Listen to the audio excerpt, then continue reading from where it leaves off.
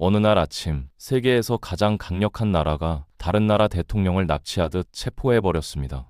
영화 같은 이야기죠? 그런데 이게 2026년 1월에 실제로 일어난 일입니다. 베네수엘라의 마두로 대통령이 미국에 의해 전격 체포됐거든요. 그런데 여기서 우리가 주목해야 할 건 지구 반대편 북한의 김정은이 이 소식을 듣고 어떤 생각을 했을까 하는 겁니다. 똑같이 독재자로 불리는 두 사람인데 왜 한 명은 체포되고 한 명은 여전히 권력을 쥐고 있을까요? 자, 오늘은 이 두 독재자의 이야기를 한번 깊이 들여다보겠습니다. 표면적으로는 전혀 다른 나라, 다른 문화권의 지도자처럼 보이지만 그들이 권력을 유지하는 방식은 놀라울 정도로 비슷하거든요. 마치 같은 교과서를 보고 공부한 것처럼 말이죠. 그런데 결말은 왜 이렇게 달라진 걸까요? 이 질문에 대한 답을 찾다 보면 우리가 살고 있는 이 세계가 어떻게 돌아가는지, 그리고 앞으로 어떤 방향으로 흘러갈지 보이기 시작합니다. 일단 두 사람의 공통점부터 살펴볼까요? 첫 번째는 바로 공포를 통한 지배입니다. 여러분, 집에서 키우는 강아지를 생각해 보세요. 사랑과 신뢰로 키우는 강아지와 폭력과 위협으로 키우는 강아지는 완전히 다르죠. 마두로와 김정은은 후자의 방식을 선택한 겁니다. 그것도 국가 전체를 대상으로 말이죠. 마두로는 2017년 반정부 시위를 진압하면서 유엔 조사 결과 100명 이상을 살해했고 수천 명을 체포했습니다. 특히 2024년 대선 이후에는 한밤의 노크라는 작전명으로 밤중에 집집마다 찾아가서 사람들을 끌고 갔어요.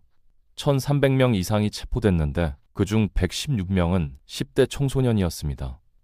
10대 애들까지 감옥에 가뒀다는 거죠. 유엔 조사단이 발견한 증거에 따르면 마두로가 직접 국가정보국에 누구를 목표로 삼을 것인지 명령했다고 합니다. 이건 단순한 진압이 아니라 조직적인 공포 정치거든요. 김정은은 어떨까요? 북한은 이미 오래전부터 공포 통치의 시스템을 완벽하게 구축해놨습니다. 정치범 수용소, 공개 처형, 강제 노동이 일상화되어 있죠. 2015년에 형법을 개정하면서 처벌 조항을 무려 241개나 추가했어요. 무슨 죄를 지었길래 이렇게 많은 처벌 조항이 필요할까요? 유엔 북한인권조사위원회는 김정은 정권이 현 시대 유례없는 규모와 심각성의 반인도 범죄를 저지르고 있다고 규정했습니다. 공개 처형의 사유가 뭐냐고요? 김정은의 지시를 어겼다든가 종교 활동을 했다든가 남한 드라마를 봤다든가 하는 겁니다. 드라마 하나 봤다고 목숨을 잃을 수 있는 사회, 상상이 되시나요? 이런 공개 처형을 주민들에게 보게 함으로써 감히 반항할 생각은 꿈도 꾸지 마라는 메시지를 주입하는 거죠. 두 번째 공통점은 국가를 사유화했다는 겁니다. 쉽게 말해서 나라를 자기 회사처럼, 아니 자기 집처럼 운영한다는 거예요. 여러분이 만약 회사 돈을 개인적으로 쓴다면 횡령죄로 감옥 가겠죠? 그런데 이 사람들은 국가 전체를 자기 주머니처럼 쓰고 있습니다. 마두로 정권은 미국 검찰의 기소장에 따르면 베네수엘라 정부 기관을 태양의 카르텔이라는 범죄 조직으로 만들어버렸어요. 카르텔이 뭐냐고요? 마약 조직 말하는 겁니다. 정부가 마약 조직이 되어버린 거죠. 마두로가 외무장관이던 시절, 그러니까 2006년에서 2008년 사이에 마약 밀매업자들에게 외교관 여권을 팔았다는 증거가 나왔습니다. 외교관 여권이 있으면 공항에서 검사를 안 받거든요. 그걸 돈 받고 마약상들에게 판 거예요. 더 가관인 건 아들 니콜라 시토는 국영 석유회사 소유 제트기로 마약을 운송했고 부인 실리아는 온갖 뇌물을 챙겼다는 겁니다. 가족 전체가 범죄 기업을 운영하는 CEO들인 셈이죠. 그런데 여기서 재밌는 건 이렇게 해서 번 돈을 혼자 다 먹지 않는다는 겁니다. 정치인들, 군인들, 고위 관료들에게 나눠줘요. 왜냐고요? 자기를 지켜줄 사람들이 필요하니까요. 마치 조폭 두목이 밑에 조직원들에게 돈을 나눠주면서 충성심을 사는 것과 똑같습니다. 이렇게 부패의 사슬로 엮어놓으면 그 사람들도 마두로가 무너지면 같이 무너지니까 필사적으로 마두로를 지키게 되는 거죠. 김정은도 똑같은 방식을 씁니다. 북한은 성분체라는 걸 운영하는데 쉽게 말하면 계급제도예요. 상류층에게는 충분한 식량, 좋은 의료, 교육을 제공하고 일반 주민들은 굶기면서 말이죠. 특권층들은 자기들의 특권을 유지하려면 김정은이 계속 권력을 쥐고 있어야 하니까 김정은의 가장 충실한 하수인이 되는 겁니다. 이건 부패가 아니라 부패를 통한 권력 유지 시스템이에요. 세 번째는 민주주의를 완전히 짓밟았다는 점입니다. 민주주의의 핵심이 뭐냐고요? 투표권이죠. 내가 원하는 사람을 뽑을 수 있는 권리 말입니다. 그런데 마두로는 이걸 완전히 조작해버렸어요. 2024년 베네수엘라 대선을 한번 볼까요? 야권의 강력한 후보였던 마리아 코리나 마차도를 아예 출마 금지시켜버렸습니다.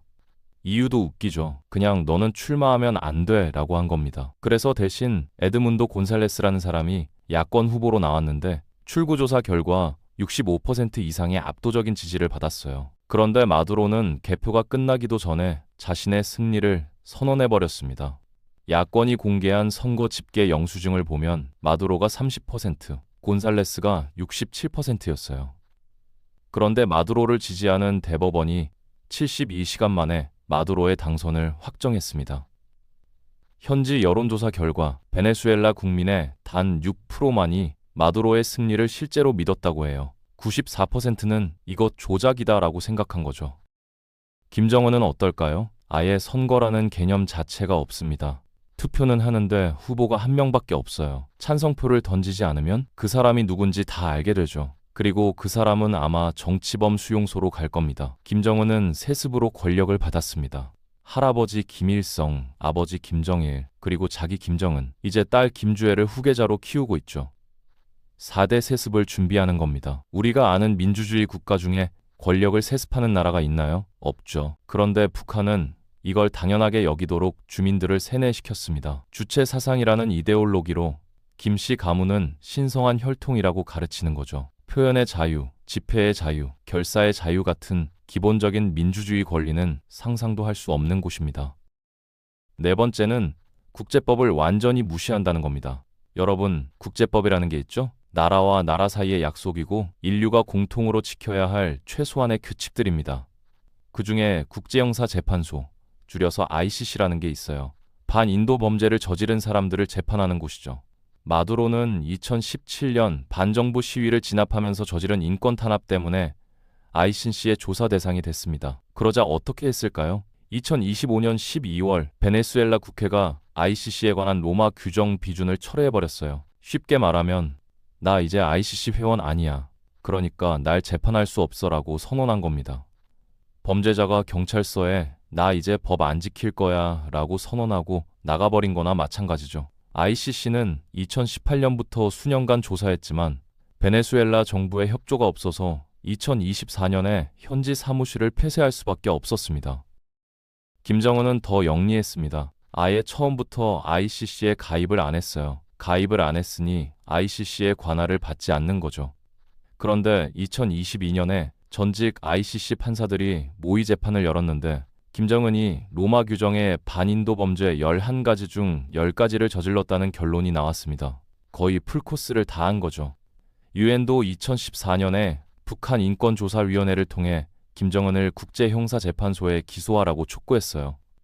그런데 실제로는 기소가 안 됐습니다. 왜냐고요? 중국과 러시아가 유엔 안보리에서 거부권을 행사했거든요. 김정은 입장에서는 든든한 뒷배가 있는 거죠.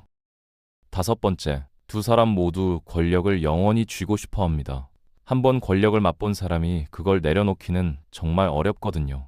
마약처럼 중독성이 있는 게 권력입니다. 마두로는 이미 차베스의 후계자로 자리를 잡았고 야당이 거의 제거된 상황에서 연임 제안을 철폐하는 건 식은 죽 먹기예요. 베네수엘라는 이미 국가 시스템 자체가 무너져 있지만 마두로 본인이 생전에 권력을 유지하는 데는 아무런 제약이 없는 상태였습니다. 차베스가 시도했던 종신 집권을 하질 이유가 없었던 거죠. 김정은은 더 나아가서 아예 세습을 준비하고 있습니다.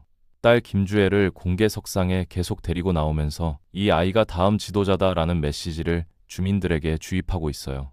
할아버지, 아버지, 자기를 거쳐 딸까지. 이건 민주주의 국가가 아니라 왕조국가나 다름없습니다. 여섯 번째는 반대 세력을 완전히 제거한다는 점입니다. 독재자에게 가장 무서운 게 뭘까요? 자기를 반대하는 사람들이 뭉치는 겁니다. 그래서 이들은 반대 세력이 조직화되기 전에 먼저 제거해버려요. 마두로는 2024년 대선을 앞두고 야당의 핵심 인물 마리아 코리나 마차도의 피선거권을 15년간 박탈했습니다. 그리고 지방선거를 실시해서 야당을 참여 여부로 분열시켰어요. 선거에 참여할 거야 말 거야? 라고 물으면서 야당 내부에 갈등을 만든 거죠. 게다가 국회를 무력화하고 상위 입법기구인 재헌의회를 새로 만들어서 권력을 집중시켰습니다. 결과적으로 대항할 야당이 거의 존재하지 않는 상황을 만들어버렸어요. 김정은은 더 무섭습니다. 집권 이후 이 인자라고 불릴 만한 사람들을 예외 없이 숙청했거든요. 가장 유명한 게 2013년 장성택 처형 사건이죠. 장성택은 김정은의 고모부였어요. 가족이에요. 그런데 권력에 위협이 될 것 같으니까 처형해버렸습니다. 그 이후로도 수백 명의 당 정군 간부를 제거했어요. 일주일 안에 핵심 인물을 제거하고 자기 사람을 배치하는 신속함을 보였습니다. 이렇게 1인 유일 지배 체제를 강화해서 내부에서 반발할 가능성을 원천 차단한 거죠. 주변에 자기보다 뛰어난 사람이 있으면 불안한 겁니다. 그래서 능력 있는 사람들을 다 제거하고 오직 충성심만 있는 사람들로 주변을 채우는 거예요. 7번째, 경제는 망해가는데 권력은 유지한다는 역설입니다. 보통 나라에서는 경제가 망하면 정권이 무너지죠. 국민들이 이건 아니다라고 들고 일어나니까요. 그런데 마두로와 김정은은 경제가 완전히 박살났는데도 여전히 권력을 쥐고 있습니다. 마두로는 차베스의 반미 노선과 21세기 사회주의를 계승하면서 경제를 완전히 무너뜨렸어요. 물가 상승률이 연간 6만 %였습니다. 작년에 1,000원 하던 게 올해 6천만 원 하는 거예요. 상상이 되시나요? 석유 생산량은 하루 40만 배럴 이하로 추락했고 수백만 명이 극심한 빈곤에 빠졌으며 770만 명 이상이 나라를 떠났습니다. 전체 인구의 4분의 1이 난민이 된 거죠. 그런데도 마두로는 국가 통제를 강화하고 야당을 탄압하는 방식으로 권력을 유지했습니다. 김정은도 마찬가지입니다. 북한의 경제 상황은 설명이 필요 없을 정도로 처참하죠. 그런데도 광범위한 정보 통제와 국경 통제를 통해 주민들이 이탈하는 걸 막습니다. 강력한 전제군 주제와 주체 사상 이데올로기가 경제 붕괴의 책임을 분산시키고 외부와의 고립이 통제를 가능하게 만드는 거예요. 우리가 가난한 건 미국 제국주의 때문이다 라고 세뇌시키면서 말이죠. 경제가 나빠도 정보를 통제하고 공포를 조성하면 정권을 유지할 수 있다는 걸 보여주는 사례입니다. 자, 여기까지가 두 사람의 공통점입니다. 정리하면 공포 통치, 국가 사유화, 민주주의 파괴, 국제법 무시, 영구 집권 추구, 반대 세력 제거, 경제 파탄 속 권력 유지. 이 7가지가 독재자들의 공통된 플레이북인 거죠. 그런데 여기서 정말 중요한 질문이 나옵니다. 이렇게 비슷한데 왜 마두로는 체포되고 김정은은 여전히 평양에서 잘 살고 있을까요? 여기에 이 사건의 핵심이 있습니다.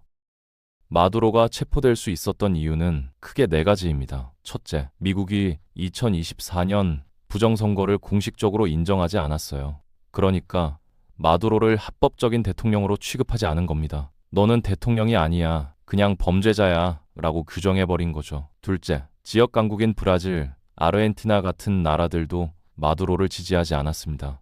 주변 나라들이 등을 돌린 거예요. 셋째, 그리고 이게 가장 중요한데 마두로는 핵무기가 없었습니다. 군사적으로 완전히 무방비 상태였어요. 넷째, 국내 경제가 완전히 붕괴하면서 군부의 지원 기반도 약해졌습니다. 군인들도 배가 고프니까 충성심이 떨어지는 거죠. 반면에 김정은은 완전히 다른 상황입니다. 첫째, 핵무기를 가지고 있어요. 이게 게임 체인저입니다.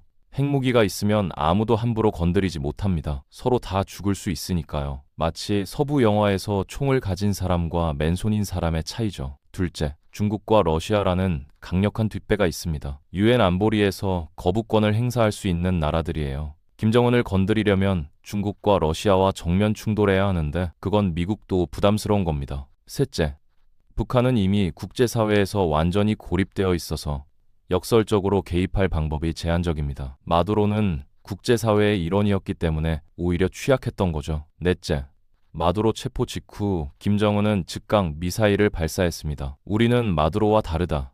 감히 건드리면 어떻게 되는지 알지? 라는 신호를 보낸 거예요. 마두로의 체포는 김정은에게 명확한 메시지를 전달했습니다. 핵무기 없이는 생존할 수 없다. 이게 핵심입니다. 아무리 독재를 해도, 아무리 인권을 탄압해도 국제사회가 진짜 마음먹고 당신을 제거하려 하면 막을 방법이 없다는 거죠. 단 핵무기가 없을 때 말입니다. 그래서 북한은 앞으로 핵 개발을 더욱 가속할 겁니다. 김정은 입장에서는 핵무기가 내 생명줄이라는 걸 마두로 사건이 다시 한번 확인시켜준 거거든요. 이 사건이 시사하는 바는 정말 심각합니다. 국제법과 규범이 점점 약해지고 있다는 겁니다. 미국이 다른 나라 대통령을 납치하듯 체포했는데 국제사회의 제재는 미미했어요. 이게 무슨 의미냐면 힘이 곧 정의라는 논리가 다시 부활하고 있다는 겁니다. 법과 규칙보다 군사력과 힘이 중요해지는 거죠. 그리고 이런 상황에서 독재자들이 내린 결론은 뭘까요? 핵무기를 가져야 살아남는다. 이겁니다. 여러분 생각해보세요. 만약 여러분이 독재자라면 마두로의 사례를 보고 뭘 배우겠어요? 아, 민주주의를 하고 인권을 존중하면 안전하구나가 아니라 핵무기를 가져야 안전하구나를 배우는 거죠. 이게 비확산 체제의 근본적 위기입니다. 핵무기를 가진 나라는 안전하고 없는 나라는 언제든 공격받을 수 있다는 인식이 퍼지면 모든 나라가 핵무기를 개발하려 할 겁니다. 그러면 세계는 점점 더 위험해지죠. 마두로와 김정은의 비교는 우리에게 냉혹한 현실을 보여줍니다. 21세기에도 여전히 독재는 가능하고 인권 탄압은 계속되며 국제법은 선택적으로 적용됩니다. 그리고 가장 무서운 건 이런 독재자들이 점점 더 영리해지고 있다는 겁니다. 마두로의 실패에서 배우고 김정은의 성공을 모방하면서 말이죠. 세계 곳곳의 권위주의 지도자들이 이 사례를 연구하고 있을 겁니다. 어떻게 하면 권력을 영원히 쥘 수 있을까? 어떻게 하면 국제사회의 공격으로부터 안전할 수 있을까? 그런데 여기서 우리가 간과하면 안 되는 게 있습니다. 이 모든 독재와 탄압의 피해자는 결국 그 나라 국민들이라는 거예요. 베네수엘라 사람들은 물가 상승률 6만 % 속에서 하루하루를 버텨야 했고 770만 명은 난민이 되어 고향을 떠나야 했습니다. 북한 사람들은 기본적인 자유조차 없이 살아가고 있고요. 우리가 이 이야기를 뉴스로, 통계로 접할 때는 숫자에 불과하지만 그 숫자 하나하나가 사람입니다. 누군가의 엄마이고 아빠이고 자식이고 친구예요. 그들도 우리처럼 평범하게 살고 싶어 하는 사람들인데 독재자 한 명 때문에 인생 전체가 망가지는 거죠. 마두로의 체포는 한편으로는 정의의 실현처럼 보일 수 있습니다. 악한 독재자가 처벌받았으니까요. 하지만 다른 한편으로는 국제 질서의 붕괴를 의미하기도 합니다. 미국이 국제법을 무시하고 다른 나라 지도자를 체포할 수 있다면 내일은 누가 체포될까요? 기준이 뭘까요? 미국이 싫어하는 사람이 기준인가요? 이건 법치가 아니라 힘의 논리거든요. 그리고 이런 힘의 논리가 지배하는 세상에서 약한 나라들은 더욱 불안해집니다. 그래서 핵무기에 매달리게 되는 거고요. 김정은은 마두로의 체포 소식을 들으면서 아마 이렇게 생각했을 겁니다. 봐라, 내가 핵무기 개발한 게 옳았지? 만약 내가 핵무기 없었으면 나도 지금쯤 미국 감옥에 있었을 거야. 그리고 이 생각은 틀린 게 아닙니다. 냉정하게 보면 김정은의 판단이 맞아떨어진 거예요. 인권을 개선하고 개혁 개방을 했다면 지금쯤 더 나은 나라가 되어 있었을까요? 아니면 리비아의 카다피처럼 비참한 최후를 맞이했을까요? 독재자의 입장에서는 후자가 더 현실적인 위협으로 보이는 겁니다. 카다피는 핵 개발을 포기하고 서방과 관계를 개선했다가 결국 민중봉기로 살해당했거든요. 이걸 본 독재자들은 절대 무장 해제하면 안 된다는 교훈을 얻은 거죠. 그렇다면 우리는 어떻게 해야 할까요? 이 악순환을 어떻게 끊을 수 있을까요? 솔직히 쉬운 답은 없습니다. 하지만 몇 가지 분명한 건 있어요. 첫째, 국제법과 규범을 강화해야 합니다. 힘이 있다고 해서 마음대로 다른 나라를 침범하는 게 정당화되어서는 안 됩니다. 미국이든 중국이든 러시아든 말이죠. 둘째, 인권 문제에 대해 일관된 잣대를 적용해야 합니다. 지금은 미국과 친한 독재자는 봐주고 적대적인 독재자는 처벌하는 시기잖아요. 이런 이중 잣대가 국제사회의 신뢰를 무너뜨립니다. 셋째, 경제 제재만으로는 한계가 있다는 걸 인정해야 합니다. 북한을 봐도 알 수 있듯이 고립과 제재는 오히려 독재를 강화할 수 있거든요. 민간 교류, 문화 교류를 통해서 내부로부터 변화를 이끌어내는 방법도 병행해야 합니다. 넷째, 그리고 이게 가장 중요한데 우리 자신의 민주주의를 지켜야 합니다. 마두로나 김정은 같은 독재자가 갑자기 나타나는 게 아니거든요. 민주주의가 조금씩 무너지면서 만들어지는 겁니다. 언론의 자유가 제한되고 사법부가 독립성을 잃고 권력 견제가 사라지면서 말이죠. 베네수엘라도 한때는 남미에서 가장 부유한 민주주의 국가였습니다. 그런데 차베스와 마두로를 거치면서 완전히 무너졌어요. 우리나라는 괜찮아 라고 방심하는 순간 민주주의는 무너지기 시작합니다. 여러분 생각해 보세요. 만약 우리 사회에서 특정 정치인이 언론을 통제하려 하고 사법부를 장악하려 하고 반대 세력을 탄압하려 한다면 그게 설령 내가 지지하는 정치인이라 해도 우리는 경계해야 합니다. 왜냐하면 권력은 부패하기 때문이에요. 절대 권력은 절대 부패합니다. 이건 동서고금을 막론한 진리거든요. 마두로도 처음부터 독재자는 아니었습니다. 차베스의 외무장관으로 시작해서 점점 권력을 키워나간 거예요. 김정은도 아버지에게서 권력을 물려받았지만 초기에는 개혁 가능성이 있다는 기대도 있었습니다. 그런데 결과는 어떻게 됐나요? 더 강력한 독재자가 된 거죠. 이 이야기의 교훈은 명확합니다. 독재는 어느 날 갑자기 완성되는 게 아니라 조금씩 쌓여가는 거고, 한번 무너진 민주주의는 되돌리기 정말 어렵다는 겁니다. 베네수엘라 국민들이 지금 마두로를 제거하려고 해도 너무 늦었어요. 이미 모든 시스템이 마두로의 손아귀에 들어가 있으니까요. 북한 주민들은 더욱 절망적이죠. 3대에 걸친 독재 체제가 너무 공고해서 내부에서 무너뜨리는 건 거의 불가능합니다. 그래서 우리는 우리의 민주주의를 지금 바로 이 순간 지켜야 하는 겁니다. 마두로와 김정은의 이야기는 먼 나라의 이야기가 아닙니다. 권력에 대한 탐욕, 자유에 대한 탄압, 인권에 대한 무시는 어느 사회에서나 일어날 수 있는 일이거든요. 중요한 건 우리가 경계를 늦추지 않는 거예요. 언론이 권력을 비판하면 너무 편향적이다라고 불평하기 전에 언론이 자유롭게 비판할 수 있다는 것 자체가 얼마나 소중한지 생각해 봐야 합니다. 야당이 정부를 공격하면 짜증나겠지만 야당이 존재하고 목소리를 낼 수 있다는 것 자체가 민주주의의 증거라는 걸 기억해야 합니다. 베네수엘라에는 이제 제대로 된 야당이 없습니다. 북한에는 애초에 야당이라는 개념조차 없고요. 그리고 우리는 국제사회의 일원으로서도 책임이 있습니다. 독재와 인권 탄압을 보고도 우리와 상관없는 일이라고 외면하면 안 됩니다. 물론 우리가 직접 나서서 뭔가를 할 수 있는 건 제한적이에요. 하지만 최소한 관심을 가지고 목소리를 내고 압력을 가할 수는 있습니다. 국제사회의 여론이 독재자들에게 압박이 될 수 있거든요.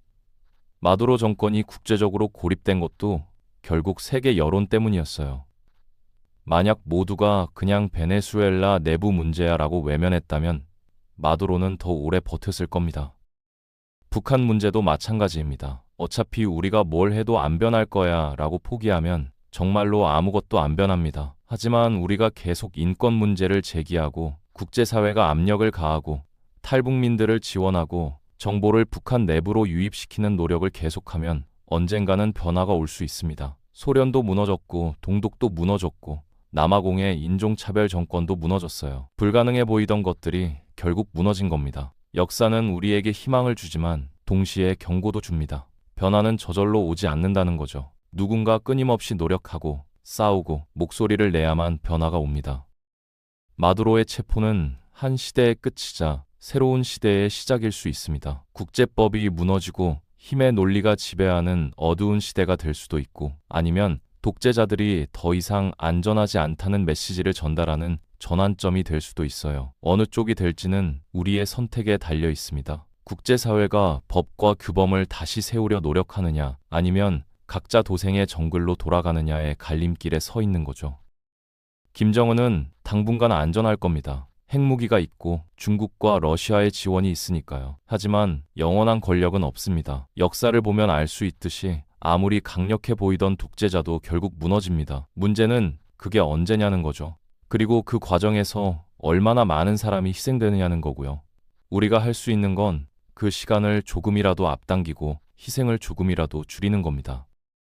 마지막으로 여러분께 질문을 던지고 싶습니다. 만약 여러분이 베네수엘라 국민이라면, 북한 주민이라면 어떤 선택을 했을까요? 목숨을 걸고 저항했을까요? 아니면 침묵하며 살아남기를 선택했을까요? 쉽게 답할 수 없는 질문이죠. 우리 대부분은 영웅이 아니니까요. 하지만 바로 그렇기 때문에 민주주의가 살아있을 때 지켜야 하는 겁니다. 한번 무너지면 일반인이 저항하기엔 너무 큰 대가를 치러야 하거든요. 여러분의 나라, 여러분의 사회에서 민주주의가 조금씩 무너지는 신호가 보인다면 그때 여러분은 어떻게 하시겠습니까? 침묵하시겠습니까? 아니면 목소리를 내시겠습니까?